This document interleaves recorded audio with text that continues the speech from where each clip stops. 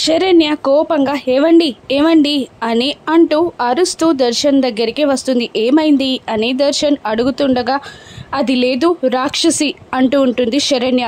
ఏంటి ఎవరు అని దర్శన్ అడుగుతూ ఉండగా అదే సమీర రాక్షసి అంటూ ఉంటుంది శరణ్య. ఏమైంది మళ్ళీ క్యాన్సర్ ఎక్కువైందా అని దర్శన్ కంగారుగా అడుగుతూ ఉండగా అది నాటకాలు ఆడుతుంది, దానికి క్యాన్సర్ లేదు ఏమీ లేదు, నాటకం ఆడి మీ చేత దొంగతనంగా తాళి మెడలో కట్టించుకోవాలనుకుంటుంది అంటూ ఉంటుంది శరణ్య.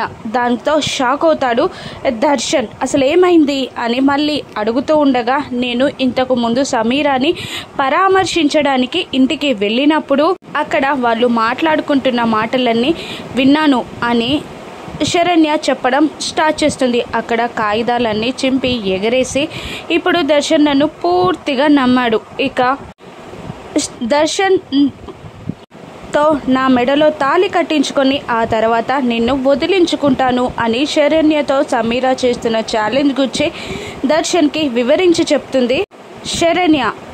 అదంతా విన్న దర్శన్ నిజంగా తను అంత మోసం చేసిందా, ఇప్పుడే దాని సంగతి చెప్దాం పదా అని అంటూ దర్శన్ శరణ్యని తీసుకొని సమీర దగ్గరికి వస్తాడు. సమీర సమీర అని లోపలికి వస్తూ గట్టిగా అరుస్తుండగా ప్రకాష్ బావగారు రండి లోపలికి రండి పైనుంది చెల్లి అని అంటూ పైకి తీసుకెళ్తూ ఉంటాడు శరణ్యని దర్శన్ని ప్రకాష్. ఇక అప్పుడే డాక్టర్ చేతిలో ఉన్న బౌల్లో రక్తం కక్కుకుంటూ ఉంటుంది సమీర.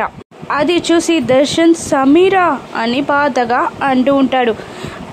సమీర యాక్టింగ్కి శరణ్య కూడా షాక్ అవుతుంది. సమీరాది క్యాన్సర్ నాటకం అని దర్శన్కి ప్రూఫ్స్తో శరణ్య ఎలా ప్రూవ్ చేయగలదు, ఆనంద హెల్ప్ చేస్తుందా రాను ఎపిసోడ్స్లో చూద్దాం. Thank you for watching.